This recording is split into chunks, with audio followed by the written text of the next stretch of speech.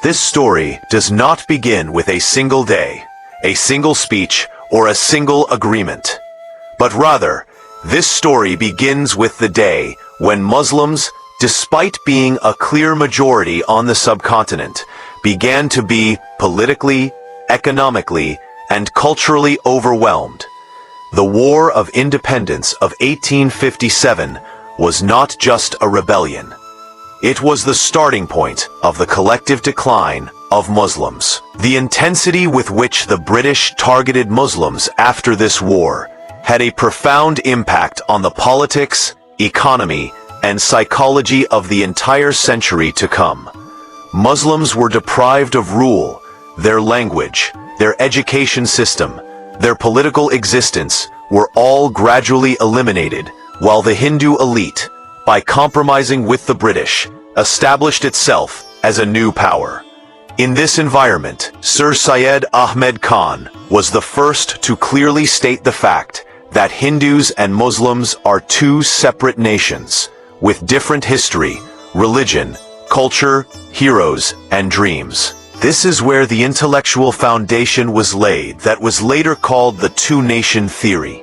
But it took decades for this theory to emerge from the books and enter politics. In the late 19th and early 20th centuries, the Muslim leadership was scattered, weak, and committed to a policy of reconciliation, while the Congress was moving forward with a united, organized, and clear purpose.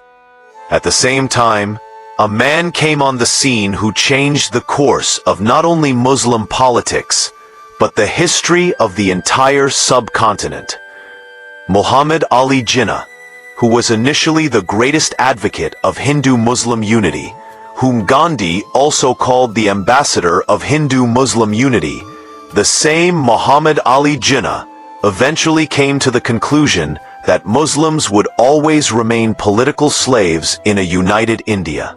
The Congress leadership, especially Nehru and Patel, wanted to impose a majority dictatorship in the name of democracy, where Muslims would be just vote banks, not decision-makers.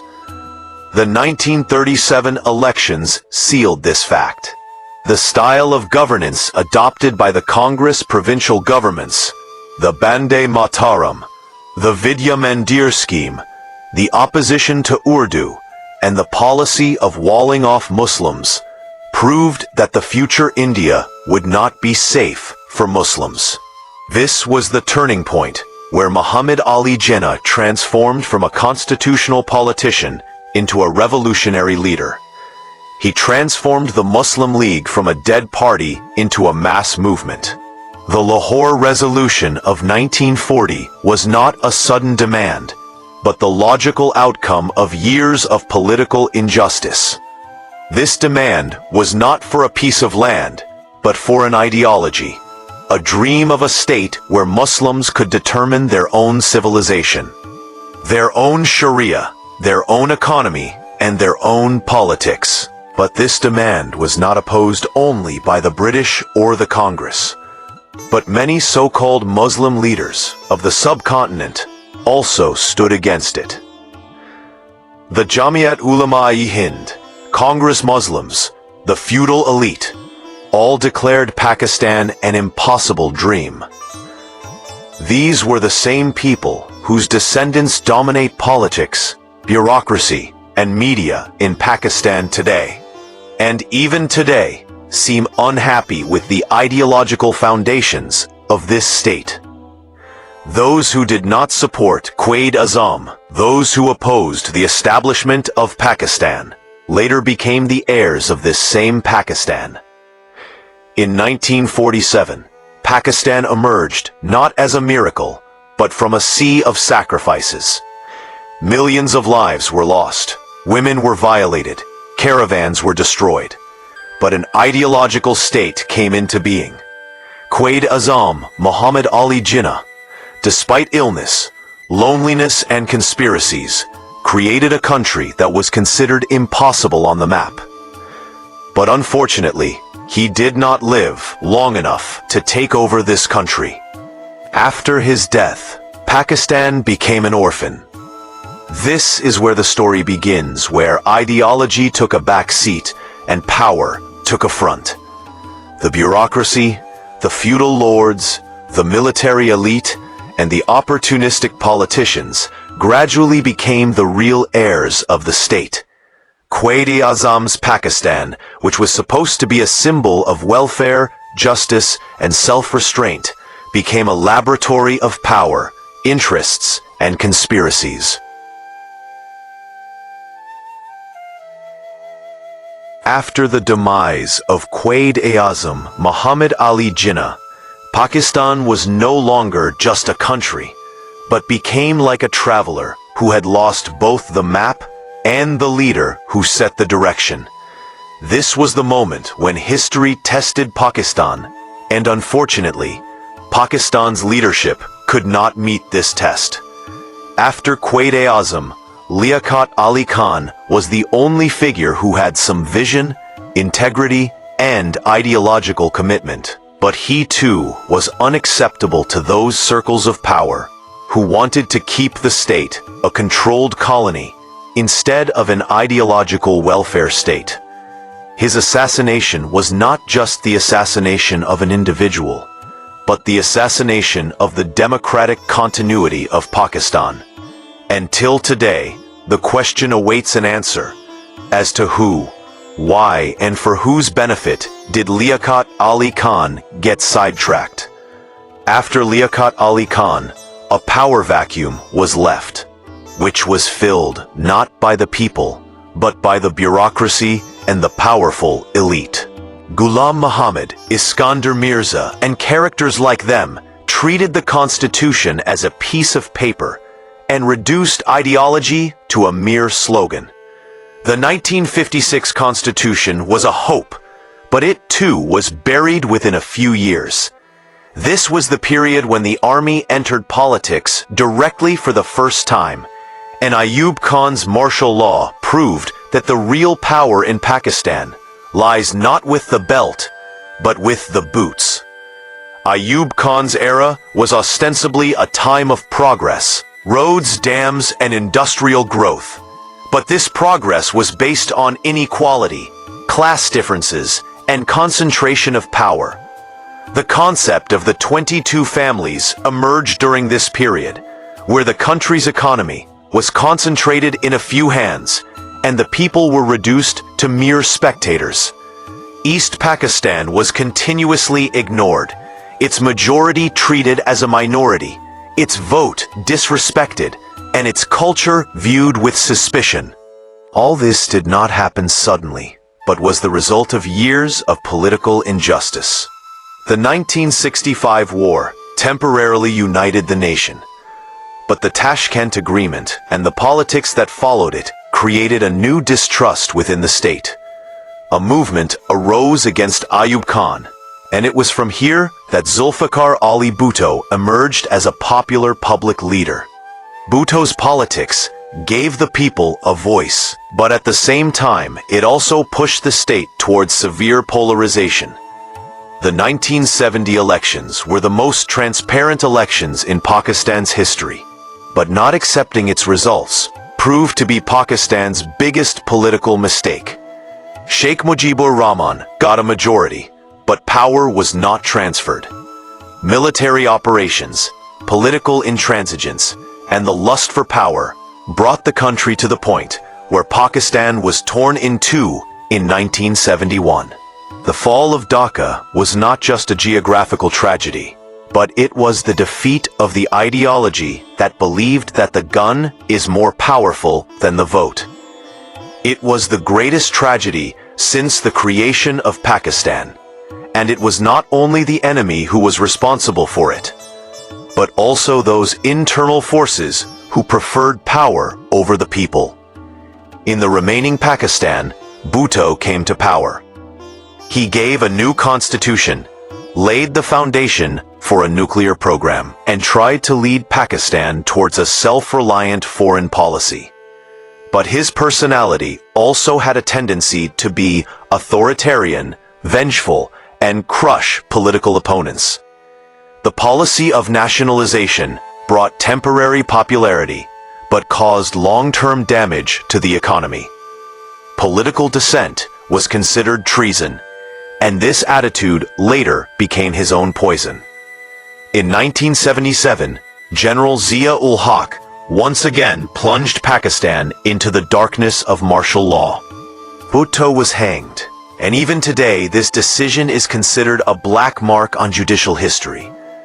Zia-ul-Haq's era was an era of politics in the name of Islam, guns in the name of jihad, and the creation of states within states. The Afghan War made Pakistan important in world politics, but in return, the poison of weapons, drugs, extremism, and sectarianism was injected into Pakistan's body. After Zia-ul-Haq, democracy returned, but it was weak, bound by agreements and dependent on the establishment. The turns of Benazir Bhutto and Nawaz Sharif proved that power kept changing. The system did not. Corruption, nepotism, loans, and the destruction of institutions became the norm.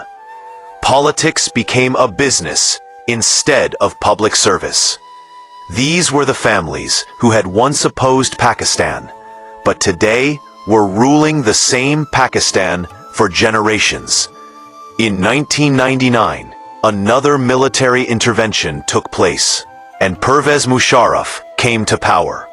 Slogans of enlightenment, but behind the scenes weak democracy, NRO, and US involvement in the war. After 9/11, Pakistan once again became a frontline state, but the price was paid in the form of suicide bombings, thousands of martyrs, and economic devastation. It was an environment where public confidence in Pakistani politics had completely disappeared. People were waiting for a new face, an honest leadership, and a real change. This was the vacuum into which Imran Khan emerged. A cricketer turned politician who raised his voice against corruption, presented the concept of a state of Medina, and connected the youth to politics. He said that the real problem of Pakistan is not a lack of resources, but a lack of intention. Imran Khan's politics were considered a joke. He was called a Jewish agent, Taliban Khan, and I don't know what else, but he stood firm. Shaukat Khanum Hospital and Namal University were practical proof that if the intention is pure, great things can be done with honesty in Pakistan too. In 2018, Imran Khan became the Prime Minister, and this was the moment in Pakistan's history where for the first time after Quaid-e-Azam, a leader came to power who could not be proven guilty of personal corruption.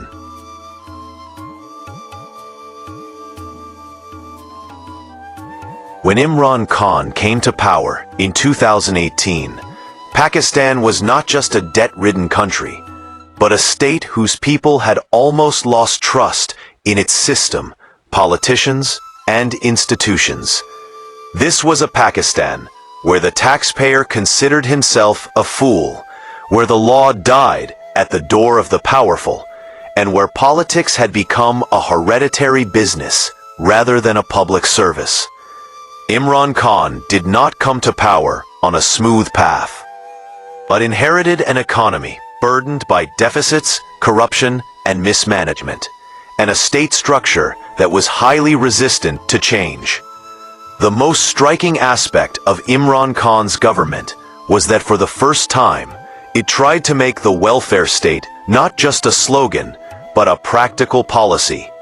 The Asas program, which was the largest social security scheme in the history of Pakistan, became a ray of hope for millions of poor families. The health card made the common man realize, for the first time, that treatment was not the right of the rich only. This was the first time after Shaukat Khanum that the state presented health not as a charity, but as a right. Shelters, langar khanas, housing schemes for the low-income class, all these were reflections of the thought that the state should stand with the weak. On the foreign policy front, Imran Khan tried to give Pakistan a self-reliant voice. Timur's tongue was silenced in front of the United States, and Pakistan played the role of a responsible mediator on the issue of Afghanistan. The issue of Kashmir was raised vigorously in the Islamic world, and for the first time it was made clear that Pakistan wanted to base its foreign policy on national interest, not on debts and pressure. But this self-reliance was distasteful to powerful international and domestic circles. Imran Khan's biggest crime was his refusal to accept corruption as part of the system. Those who had been in and out of power for decades, who had looted Pakistan and built properties abroad, found it unacceptable to have a prime minister who was not willing to grant NRO. This was the beginning of the conflict that ultimately led to the downfall of Imran Khan's government. The establishment, sections of the judiciary, traditional politicians, and foreign interests all seemed to be in a row. The fall of Imran Khan's government through a no-confidence motion in 2022 was not just a political event, but a declaration of where the real source of power lies in Pakistan. Removing a government that came through popular vote once again proved easy. The governments that followed not only thwarted Imran Khan's plans, but also used state institutions for political revenge.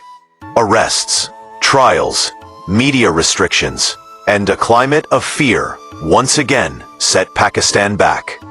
The crackdown on Imran Khan created a new reality. The leader who was once considered the darling of the establishment had now become a symbol of oppression, a symbol of resistance in the eyes of the public. The youth, women, and the middle class took to the streets. This was a generation that was fed up with traditional politics and who were raising their voices for the first time for their future. But the state chose to suppress this voice instead of listening to it. From 2023 to 2025, Pakistan's economy was in constant decline. Inflation reached an all-time high, the rupee depreciated, industries closed, and unemployment soared. IMF programs, tax burdens, and rising electricity and gas prices became unbearable for the common man. Blaming global conditions for this situation was an easy excuse. But the reality was that incompetent governance, corruption, and the unbalanced use of power had brought Pakistan to this point. In 2025, Pakistan was once again faced with the same question it had faced in 1947. Was this country made for the people or for the elite? The policies of the current government and the military establishment were clearly showing that power and interest still prevailed over public opinion. The economy was showing stability on paper, but the ground reality was poverty, unemployment, and despair. The families of those who opposed the establishment of Pakistan, or who betrayed this ideology, were now sitting in the halls of power. If there is one clear line in this whole story, it is that after Quaid-e-Azam Muhammad Ali Jinnah, Imran Khan was the only leader who made a practical effort to make Pakistan an ideological, self-reliant, and welfare state. Both were isolated, powerful interests stood in their way, and both were not allowed to work with full authority. The only difference was that Quaid-e-Azam succumbed to illness, and Imran Khan is not ready to give up despite imprisonment, character assassination, and conspiracies. The history of Pakistan is actually a history of the struggle between the people and the elite. This country will be strong the day the people recognize the sanctity of the vote, the rule of law, and the real power of the state. Otherwise, this story, this struggle, this wound will continue to be passed down from generation to generation.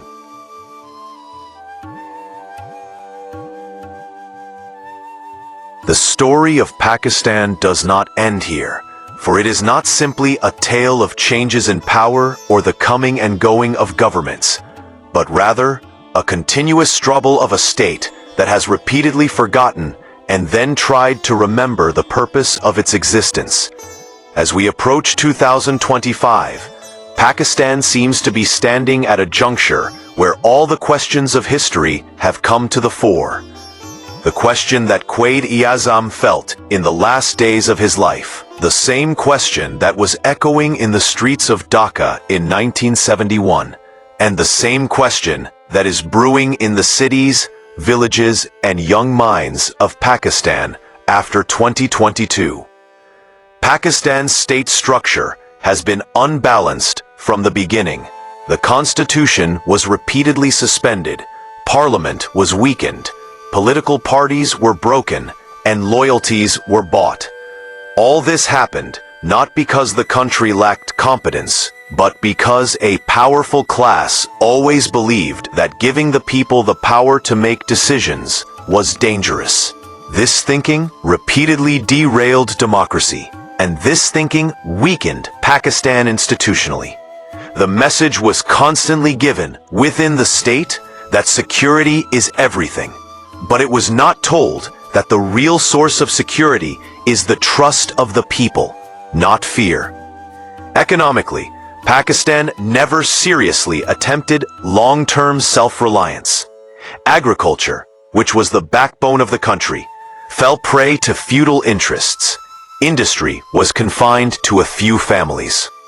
Education was never made a national priority, and the result was that the country continued to grow in population, but its human capital was weakened. Loans were taken on. Each succeeding government blamed the previous government, but no one dared to change the system.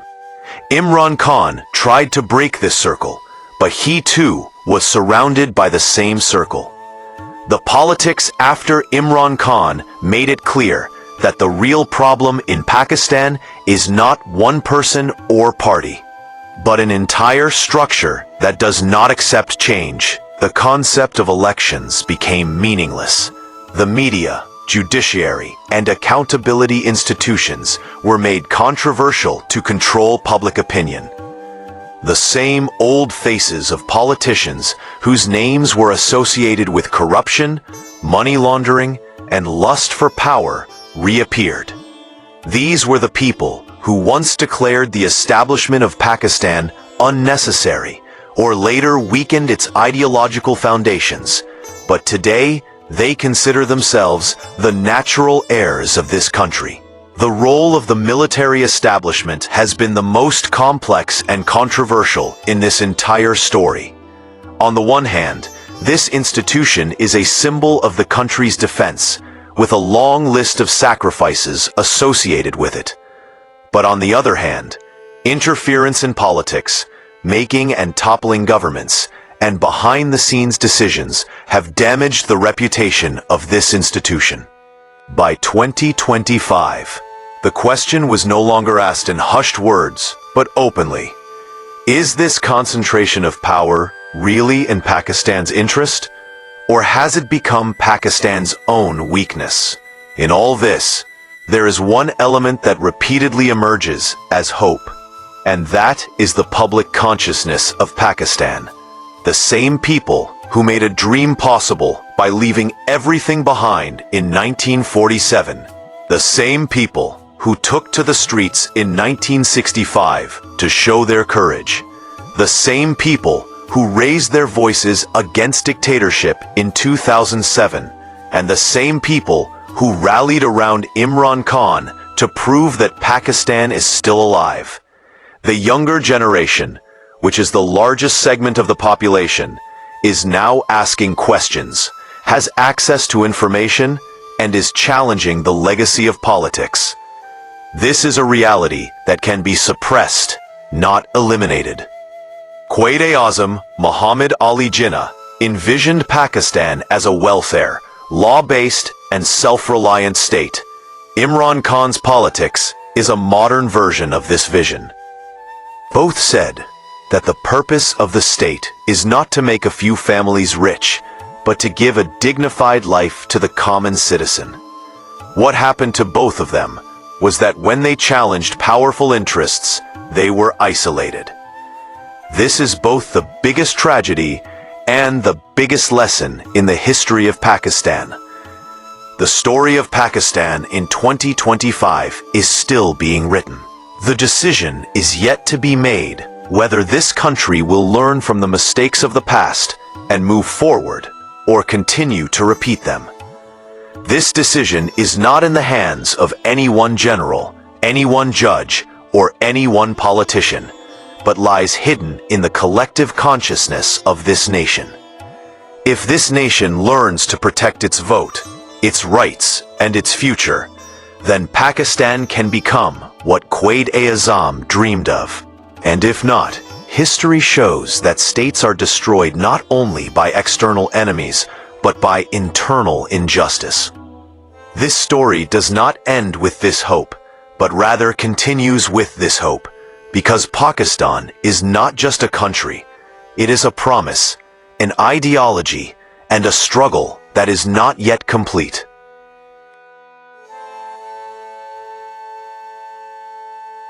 If there is one character who has been the most silent but most effective in this unfinished story of Pakistan, it is the narrative-making institutions.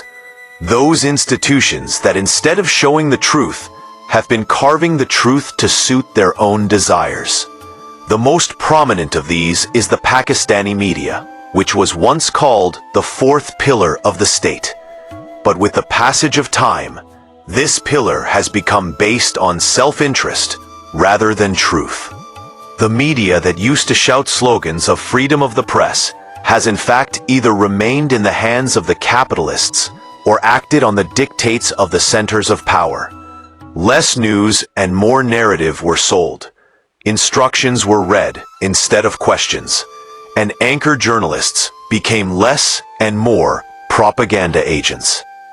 This same media was the one that kept calling a dictator enlightened, presenting a corrupt politician as the face of democracy, and calling an honest prime minister incompetent, dangerous, and traitor.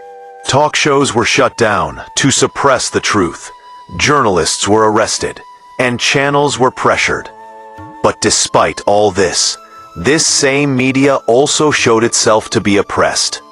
The public was told that everything was fine, that the economy was stabilizing, that inflation was a global problem, but it was never told that the real problem was the direction of decisions, the wrong intentions, and the misuse of power.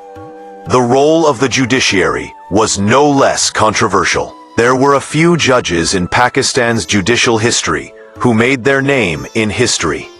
But overall, the judiciary often seemed to bow to power.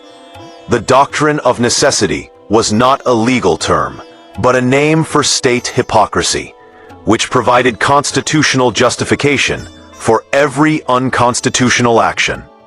Decisions justifying martial law, decisions to disqualify elected prime ministers on weak grounds, and justice that was lenient for the powerful and harsh for the weak. All of this happened before the eyes of the public. It was this judiciary that trusted a dictator to promise elections in 3 years, but sent an elected prime minister home on an ikama, a statement or a technicality. This contradiction kept raising the question in the minds of the public whether justice was really blind or whether it recognized might. The period of Imran Khan and the subsequent circumstances further deepened the impression that a section of the judiciary continued to side with politics rather than justice, and this proved to be the most dangerous thing for the state. Journalism, which was once the voice of Habib Jalib, which sometimes stood against oppression in the form of Faize's poems, has changed over time into the envelope of journalism. Journalists who spoke the truth were either silenced or made controversial. Advertisements, plots, incentives, and fear weakened the ink of the pen. Instead of informing the public, journalism played the role of confusing, and this confusion became the biggest weapon for powerful circles. In this whole picture, those characters who played politics in the name of religion, who were seen close to power in every era, are also prominent. These were the Maulana, who never paid the price for standing up for the people. Nor did they ever openly raise their voice against oppression. But they were always present at the door of every powerful person. These so-called religious leaders who sought votes in the name of Islam seemed far removed from the basic principles of Islam itself, namely justice, honesty, and truthfulness. Sometimes they declared dictatorship as the protector of Islam. Sometimes they called alliance with corrupt politicians as religious expediency. And sometimes they issued fatwas for external interests. This was the same group that was in two minds, even at the time of the formation of Pakistan, who kept rejecting Quaid-e-Azam as secular, but later became the contractor of religion in this same Pakistan. Their politics always revolved around power. The welfare of the people, education, moral training, or state reform were never seriously included in their agenda. Madrasas were turned into vote banks, sects were made a weapon of politics, and religion was used in the game of power. The common loss of all these characters was that the public became unable to differentiate between truth and lies. The media presented lies as truth, and truth as treason. The judiciary made the powerful a relief, and the weak an example. Journalism lost the sanctity of the pen, and those who did politics in the name of religion damaged the reputation of religion.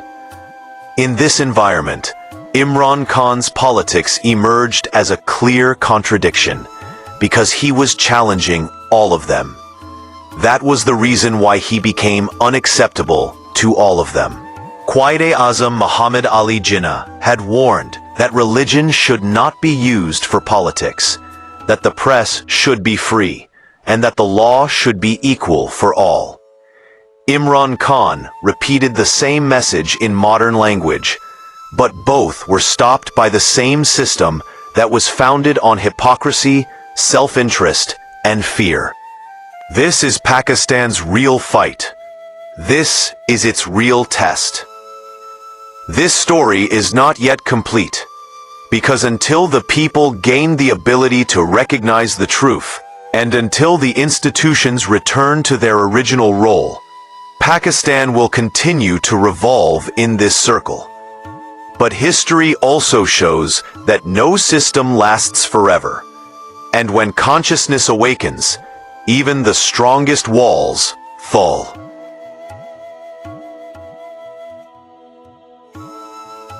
In this whole scenario, another bitter truth gradually became apparent to the entire nation, and that is that the real problem in Pakistan is not just about individuals, but about the ownership of the narrative. Whoever has the narrative, he determines the truth, he distributes certificates of traitors and patriots, and he creates fear or hope in the minds of the people. In Pakistan, this narrative remained with a few powerful circles for a long time, and they used it for their own survival, not for the reform of the state. Media, judiciary, politics, and religion. When these four come into an unspoken understanding with each other, the public becomes mere spectators. This is what happened in Pakistan. On one hand, it was being told on screen that everything was happening according to the Constitution and law. On the other hand, the Constitution was being rendered ineffective through arbitrary interpretations. On the one hand, judicial decisions were being given a cloak of sanctity. On the other hand, the same decisions were raising questions in the public consciousness. On the one hand, emotions were being stirred up in the name of religion. On the other hand, These same emotions were being used in bargaining. The biggest losers in this whole process were the younger generation. The generation that asks questions, that seeks arguments, and that tries to reach the truth through social media was labeled as rebellious, misguided, or part of a foreign agenda. But the truth is that these young people were asking the same questions that Quaid-Azam had once asked the British and the Congress, and that Imran Khan had dared to ask the powerful class. The only difference was that now the number of those asking the questions was much larger, and it was no longer possible to silence them completely. The state responded to this changing consciousness not with reform, but with control. Digital censorship, restrictions on expression, arrests, and a climate of fear temporarily silenced voices. But at the same time, there was a deepening sense that the problem was not just one leader or one party, but an entire system. When the public began to understand that the media was not their representative, the judiciary was not their refuge, and those who engaged in politics in the name of religion were not their well-wishers, then a silent gulf emerged between the state and the people. By 2025, this gap had become clear. Economic figures were showing improvement, but homes were running cold. Judgments were coming in the courts, but justice felt distant. There was noise on the TV screen, but truth was absent. There were slogans in religious gatherings, but no character. This was the moment where the nation for the first time collectively started asking the question, who brought Pakistan to this state, and what is the way out of it? The answer to this question was not hidden in a single speech, a single election, or a single decision. It was to return Pakistan to its fundamental promise, the promise written in blood by the caravans of refugees in 1947, the promise made by Quaid-e-Azam in the form of law, honesty, and equality, and the promise that Imran Khan has tried to revive in the language of the welfare state, self-reliance, and accountability. This promise is still alive today, but it requires not just a leader, but an awakened nation. History shows that when states are cut off from their people, they appear strong and become hollow from within. This is the test for Pakistan. Either this country will continue to run on the basis of power, self-interest, and fear, or it will rebuild itself on the basis of truth, justice, and public trust. In this decision, the media will also have to correct its role. The judiciary will also have to return to the original spirit of the Constitution. Journalism will also have to restore the sanctity of the pen, and religion will also have to be freed from power politics. His story does not end with one person, nor with one era. It is an ongoing struggle, an ongoing dialogue, and a question that every generation must ask itself. If Pakistan truly wants to become a self-reliant, welfare-oriented, and just state, it must face its truth, no matter how bitter that truth may be. The darkest and most decisive chapter in this entire story is where the last shred of trust between the state and the people seems to be breaking down. This was the stage when Imran Khan, who was elected by the people, who raised the loudest voice against corruption, who challenged the centers of power, was arrested and thrown in jail on false, fabricated, and weakly based cases. In the history of Pakistan, hardly any popular public leader has been charged with as many cases as those against Imran Khan. Sometimes for prostitution, sometimes for ciphers, sometimes for idat, sometimes for terrorism. Every accusation that was less legal and more political was used, for one purpose only: to get Imran Khan out of politics. This arrest was not just the imprisonment of one person, but an attempt to imprison public opinion. A leader whom the people had been repeatedly telling them that he was their hope was pinned to the wall. By putting him behind bars, it was understood that perhaps his narrative would be aided with him. But history has repeatedly proven that ideas cannot be imprisoned. Imran Khan was in jail, but his voice was echoing in homes, streets, and hearts. At the same time, his party was systematically dismantled. Workers were arrested, leaders were pressured, loyalties were changed. His election symbol was taken away, and it was made a crime to mention his name in the media. All this was a sign of the fear that powerful circles had of public support, because they knew that if the field remained level, the outcome would not be in their favor. This was the reason why, when the elections came, they appeared less free, transparent, and fair, and more controlled. The people clearly voted for Imran Khan and his party. From cities to villages, the same message emerged that people have rejected the old corrupt politics. The results at the Form 45 level were showing that the public mandate was clear. But suddenly, those results started changing. Form 45 started disappearing, and they were replaced by Form 47, a form that buried the public vote in paperwork. The Election Commission, which was expected to be the guardian of the Constitution, emerged as a controversial figure rather than a silent participant in the entire process. In coordination with the establishment, results were brought out that had no connection with the ground reality. Those who were deprived of public support, whose seats remained empty in their meetings, suddenly found themselves in the halls of power. These were the puppet faces who were once again made part of the system and imposed on the people. This moment is significant in the history of Pakistan because for the first time, a large number of people openly said that their vote had been stolen.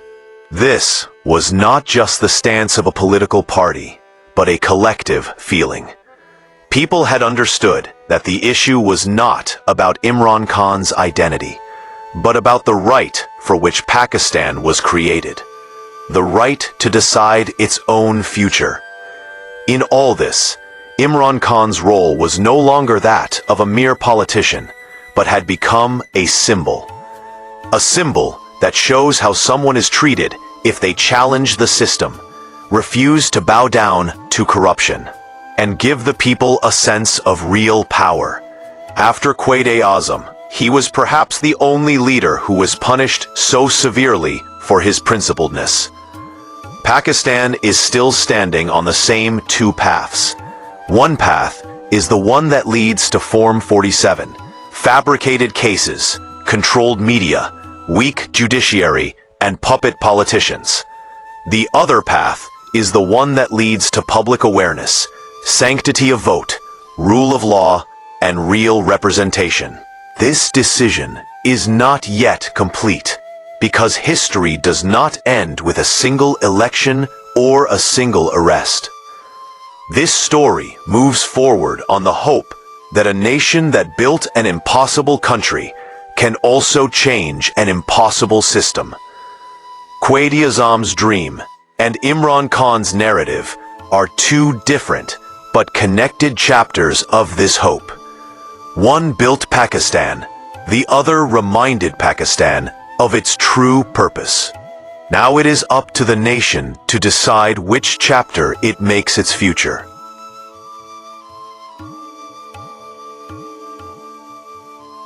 Another aspect of Pakistan's current political reality is extremely painful and significant, and that is the state of Imran Khan's imprisonment. Not only has he been arrested on false charges, not only has a historic number of cases been filed against him, but he has been kept in solitary confinement. The man who won the votes of the vast majority of the people, who raised his voice the loudest against corruption and powerful circles, has been kept in such isolation that he is not even allowed to meet with them. Even close associates, family members, and party leaders are unable to contact him. This solitary confinement was not just a measure to restrict a person's freedom, but also a political and social message that powerful circles want to prove that the influence of public support and votes can be eliminated even when they are most clearly and transparently displayed. But Imran Khan's strength lies not only in physical freedom, but in the hearts and minds of the people. These harsh measures against him, rather than breaking their morale, only strengthen their support. In this isolation, Imran Khan's narrative and leadership have become a symbol for the people that standing up for principles, truth, and public service is never easy. But this leadership never falters. This is why his party is still active despite the difficulties. Rallies are ongoing. Workers are present among the people. And public support is constantly growing. This scene opens a new chapter in Pakistan's political history. On one hand, a man is in solitary confinement, denied visits, and has numerous cases filed against him. While on the other hand, the people are clearly proving that he is their true leader. This conflict shows that the axis of power in Pakistan is not just power, but also public consciousness, and when public opinion is suppressed, its effects are felt for a long time.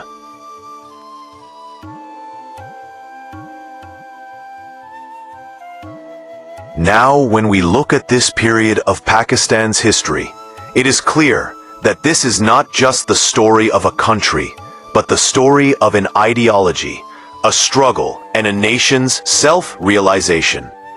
The Pakistan that Quaid-e-Azam Muhammad Ali Jinnah dreamed of was not just the name of land and borders, but the name of principles, law, justice, and the survival and welfare of the people. A Pakistan that guarantees a dignified life, equality, and freedom for every citizen is still possible today, but it requires awareness, courage, and sacrifice to win it at every level. Imran Khan's struggle is an attempt to keep this dream alive. He put forward the principles of public vote, public support, and true leadership, but he faced isolation in jail, false cases, and political pressure. Despite this, his party is active among the people, rallies are ongoing, and the younger generation considers its leadership as the true representation. This proves that if a nation unites, even the centers of power crumble in the face of public courage, and truth never dies. The secondary role played by media, judiciary, journalism, and those who do politics in the name of religion in the story of Pakistan is a lesson for the nation. It makes it clear that if there is no transparency, accountability, and honesty in the state, then the votes of the people, the principles of the leaders, and the future of the country can all be affected. But it is also true that after every oppression, the awareness of the people increases. After every imprisonment, hope strengthens, and after every pressure, the search for truth and justice arises with greater intensity. The real strength of Pakistan is its people, their votes, their consciousness, and their dedication. No matter how complicated the history, no matter how much pressure the institutions put, this strength is always there. Quaid-e-Azam said this. Imran Khan tried to put it into practice, and now this nation will decide for itself which path it chooses. On one side are the same power centers and corrupt politicians who want to suppress the opinion of the people. On the other side are the same people who stand for their rights, their votes, and their dream of Pakistan. The conclusion is that Pakistan is not just the name of the land, but a promise, an ideology, and a continuous struggle. This struggle has continued since the establishment of Pakistan until today.